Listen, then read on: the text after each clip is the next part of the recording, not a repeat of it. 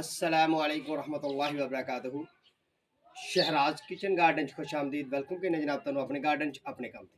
लो भी सजनों बेले दोस्तों, अज शार्ट जी छोटी जी है रील बनानी है तो वीडियो साड़ी पता की है अज ये है कि जे अस घर में साग बीजे तो साग की जरूरत नहीं तो वो फुल नहीं आते नहीं। भला क्यों फुल नहीं आते नहीं? जो फुल आ गए तो फिर थल्लू नवी कोंपल नहीं निकलनी। लो जी बिस्मिल्लाह रहमान रहीम। जिस तरह कि सानू हुण साग की नहीं जरूरत, ठीक है जी, असीं यह कोंपलां कट देनियां ने, कच्चियां ही कोंपलां कट देनियां। इस वास्ते कच्चियां करोमड़ियां कट्टनियां ने।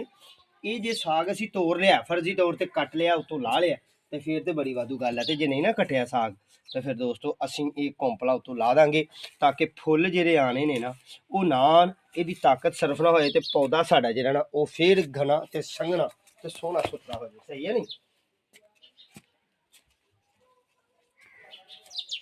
बाकी गल यह है कि यह हुण कोंपलां असीं सारियां कट्टनियां ने अज, ठीक है। तो तुसीं दुआवां च याद रखना है तो अपना ते अपने प्यारें का ख्याल रखना, ठीक है। जी गल मैं आखी है वो तो समझ लग गई होनी मेरे व्यूवर्स नूं, मेरे प्यारिਆਂ नूं, ठीक है जी। ये कट्टना तां वास्ते जरूरी, देखो ना, जे हुण साग पका लीए ठीक है, तो जे जरूरत नहीं, घर पक्का पहला है या जरूरत नहीं होर कोई चीज़ पक्की है तो फिर असीं फुल नहीं आन देने अपनी सरसों साग नूं। फुल नहीं आने, साग नूं फुल आ जाएंगे तो साडा साग जेह्ड़ा ना वो थल्लों फिर उतों निसर जाएगा तो टाहनी मोटी हो जाएगी। हुण यह कट दांगे ना तो थल्लों कोंपलां नवियां निकलणगियां, नवियां करुंबलियां निकलणगियां तो ज़्यादा ग्रोथ करके साग निकलेगा, ठीक है जी।